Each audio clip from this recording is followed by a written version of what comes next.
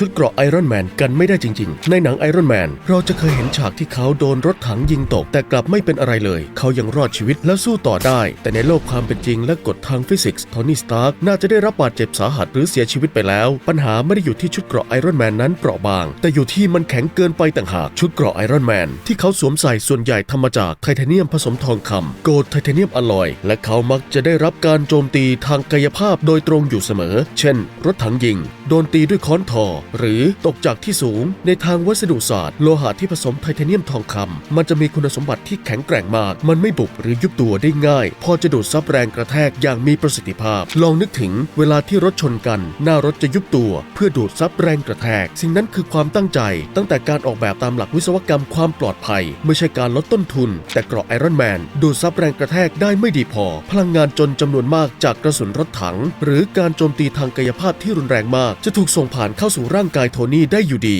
ต่อให้เกราะไม่เป็นรอยแต่ตามกฎความเฉื่อยจะเหมือนเราเอาไข่ไก่ใส่กล่องเหล็กแล้วเขย่าแรงๆข้างนอกจะดูไม่เป็นอะไรแต่ข้างในเละไปแล้วนี่คือข้อเสียของความแข็งเกินไปเพราะวัสดุที่ดีในการป้องกันชีวิตต้องมีความเหนียวหรือยอมเสียรูปได้เพื่อกระจายแรงกระแทกซึ่งคำอธิบายในหนังได้อธิบายว่าชุดข้างในอาจมีท่อลำเลียงเจลพิเศษคล้ายๆของเหลวนอนนิวโทเนียนหรือวัสดุคล้ายยางยืดเพื่อป้องกันแรงกระแทกและแรงจีแต่ต่อให้มีเจ้าสิ่งนี้รับแรงกระแทกก็ไม่พออยู่ดีเพราะระยะห่างระหว่างชุดกับร่างกายมันแคบเกินไปที่จะชะลอแรงกระแทกได้ทันเพราะตามหลัก W เท่ากับ F คูณ D พลังงานเท่าเดิมแต่ระยะหยุดสั้นลงแรงเฉลี่ยจึงไม่มีทางเลือกอื่นนอกจากต้องสูงขึ้นและแรงจริงที่พุ่งขึ้นในเสี้ยววินาทีนั้นจะรุนแรงกว่าค่าเฉลี่ยหลายเท่าแรงที่ร่างกายต้องรับก็ยิ่งมากขึ้นเท่านั้นแม้ระบบดูดซับทำงานได้ดีแต่พลังงานมหาศาลขนาดนี้แค่แรงที่เหลือที่ผ่านเข้ามาได้ก็ยังทำให้อวัยวะภายในฉีกขาดได้อยู่ดีสรุปแล้วก็คือหากเกราะแข็งเกินไป